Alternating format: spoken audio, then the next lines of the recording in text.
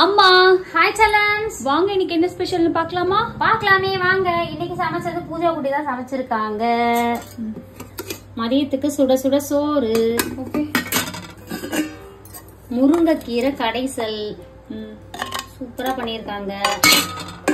அதுக்கப்புறம் வாழைக்காய் வறுவல், அப்பளம், நீட் அப்பளம். காலையில டிஃபன் வந்து தோசையும் கார சட்னியும் சாப்பிட்டோம். ஆமா, அது வீடியோ எடுக்க மறந்துட்டோம்.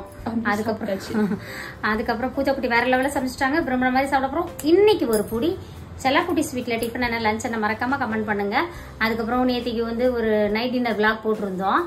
அதுல வந்து நான்வெஜ் புரட்டாசி மாதம் சாப்பிடுவீங்களான்னு கேக்குறீங்க. நம்மளோட புது சப்ஸ்கிரைபர்ஸ்க்கு தெரியாது இல்லையா, எங்களுக்கு புரட்டாசி மாசம்லாம் கிடையாதுங்க.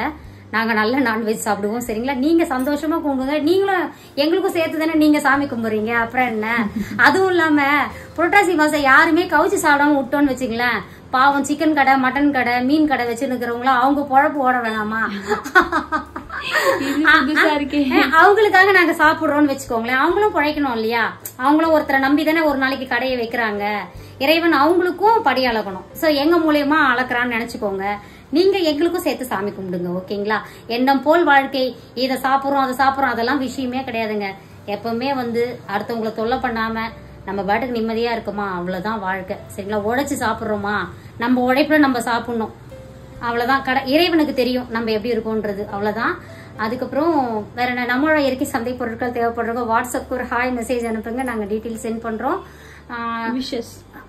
இன்னைக்கு திருமண நாள் பிறந்த நாள் கொண்டாடும் அனைவருக்கும் எங்கள் மனமார்ந்த நல்வாழ்த்துக்கள் செல்லுங்களா. வாழ்க வளத்துடன் எப்போதும் மகிழ்ச்சியா நிம்மதியா சந்தோஷமா இருங்க. நல்லா இருக்கா? இதெல்லாம் எடுத்து பல வருஷம் ஆச்சு. இந்த பிளவுஸ் வந்து ரொம்ப நாள் ஒளிப்பான் காட்டின்னு இருந்துச்சு, எனக்கு எங்க போச்சுன்னே தெரியல. அப்புறம் பீரோவை இந்த வீட்டுக்கு வந்தோம் இல்லையா, காலி பண்ணி அப்ப மடிக்கும் போது கிடைச்சிச்சு. அழகா இருக்கு. ரொம்ப நாள் கழிச்சு கட்டுறோம். அதுக்கப்புறம் ஒரு செல்லம் வந்து அந்த நைட் டின்னர்ல தான் சொல்லியிருந்தாங்க, அம்மா எங்களுக்கு குழந்தை இல்ல, நீங்க வேண்டிக்கோங்கன்னு. உங்களுக்கு மட்டும் இல்ல தங்கம், ஒவ்வொருத்தருக்கும் இந்த உலகத்துல யாரெல்லாம் குழந்தை இல்லாம இருக்காங்களோ அவங்களோட வலி வேதனை நிச்சயமா எங்களுக்கு தெரியும். நாங்க ஒவ்வொரு டைம் கோயிலுக்கு போகும்போதும் அவங்களுக்காகவும் சேர்த்துதான் வேண்டிட்டு வரோம். இப்ப கூட வர வாரம் கூட நம்ம வேலூர் வந்து விரிஞ்சிபுரம் போறோம். குழந்தை இல்லாதவங்களுக்காகவே அந்த கோயில் வந்து ரொம்ப பிரசித்தி பெற்ற கோயில். அங்க போய் ஒரு இரவு தங்கி வந்தா கண்டிப்பா குழந்தை இருக்கும் அப்படின்றது ஐதீகம். நிச்சயமா உங்களுக்கு எல்லாருக்காகவுமே நான் வேண்டிக்கிறேன். கவலைப்படாதீங்க. அது எவ்வளவு பெரிய மனக்குறன்றது தெரியும். ஏன்னா அவ்வளவு கஷ்டம். எவ்வளவுதான் சொத்து சுகம் இருந்தாலும் உங்களுக்கு கல்யாணம் ஆயிடுச்சா, குழந்தை இருக்கான்னு தான் முதல்ல கேட்பாங்க. எத்தனை வீடு வச்சுன்னு இருக்கிறீங்க அப்படின்லாம் கேட்க மாட்டாங்க. அது ஒவ்வொருத்தரும் கேட்டுன்னு தான் இருப்பாங்க. நீங்க மனம் வருத்தப்படாதீங்க. நிச்சயம் அடுத்த வருஷம் உங்க எல்லார் கையிலயும் அழகான குழந்தை தவழும், சரிங்களா? நினைச்சுக்கிட்டே இருங்க, நிச்சயம் ஒரு நாள் நடக்கும். வாழ்க வளத்துடன். Bye. Spread positivity. Love you all. Bye bye.